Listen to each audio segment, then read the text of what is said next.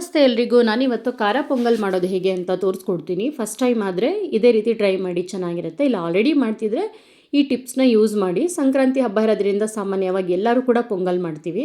ಈ ರೀತಿ ಟ್ರೈ ಮಾಡಿ ನೋಡಿ. ನಾನು 1 ಗ್ಲಾಸ್ ಅಕ್ಕಿಗೆ ಅರ್ಧ ಗ್ಲಾಸ್ ಹೆಸರುಬೇಳೆ ಹಾಕ್ಕೊಂಡು ಸ್ವಲ್ಪ ನೀರು ಜಾಸ್ತಿ ಹಾಕಿ ಕೂಗಿಸಿಟ್ಕೊಂಡಿದ್ದೀನಿ. ಅದಾದಮೇಲೆ ತೆಂಗಿನಕಾಯಿಗೆ ಗೋಡಂಬಿ ಸೇರಿಸಿ ರುಬ್ಕೋತೀನಿ.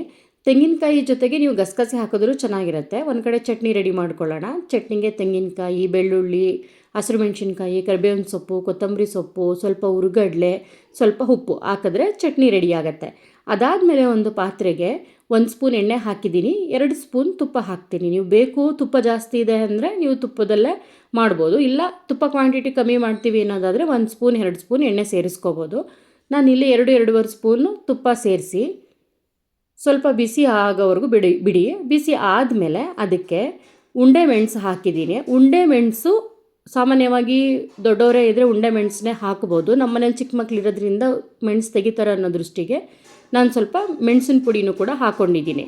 ಅದಾದಮೇಲೆ ಜೀರಿಗೆನ ಸೇರಿಸಿ ನೋಡಿ, ಮೆಣಸಿನ ಪುಡಿ ಹಾಕ್ತಾಯಿದ್ದೀನಿ. ಸ್ವಲ್ಪ ಕ್ವಾಂಟಿಟಿನಲ್ಲಿ ಹಾಕ್ಕೊಂಡ್ರೆ ಸಾಕು. ಹಾಕಿ ಚೆನ್ನಾಗಿದ್ದು ಎಣ್ಣೆಯಲ್ಲಿ ಫ್ರೈ ಆದಮೇಲೆ ಅದಕ್ಕೆ ಹಸಿರು ಮೆಣಸಿನಕಾಯಿ, ಕರಿಬೇವಿನ ಸೊಪ್ಪು ಹಾಕಿ ಸ್ವಲ್ಪ ತಿರುಗಿಸ್ಕೊಳ್ಳಿ. ಅದಾದಮೇಲೆ ಅದಕ್ಕೆ ಅರಿಶಿನ, ತುಂಬ ದಿಢೀರಂತ ಮಾಡ್ಬೋದು, ಜಾಸ್ತಿ ಟೈಮು ಕೂಡ ತಗೊಳ್ಳಲ್ಲ. ಎಲ್ಲ ಹಾಕಿ ಚೆನ್ನಾಗಿ ತುಪ್ಪದಲ್ಲಿ ಬಾಡಿಸಿ. ಬೇಕು ಅಂದರೆ ನೀವು ಇದಕ್ಕೆ ಗೋಡಂಬಿ ಆ್ಯಡ್ ಮಾಡ್ಬೋದು. ಕೆಲವ್ರಿಗೆ ಗೋಡಂಬಿ ತಿನ್ನೋಕ್ಕೆ ಇಷ್ಟ ಆಗದೆ ಇರೋರಿಗೆ ಕಾಯಿನ ರಸ ಜೊತೆನಲ್ಲೇ ರುಬ್ಕೊಂಡಿರ್ತೀವಲ್ಲ, ರುಚಿ ತುಂಬ ಚೆನ್ನಾಗಿ ಬರುತ್ತೆ.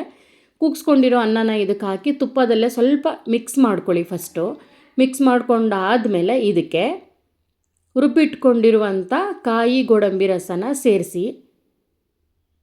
ನೋಡಿ, ತುಂಬ ನೀಟಾಗಿ ಮಿಕ್ಸ್ ಮಾಡಿಕೊಂಡ್ರೆ ಅದು ತುಪ್ಪ ಜೊತೆಲಿ ಫ್ಲೇವರ್ ಜಾಸ್ತಿ ಕೊಡುತ್ತೆ.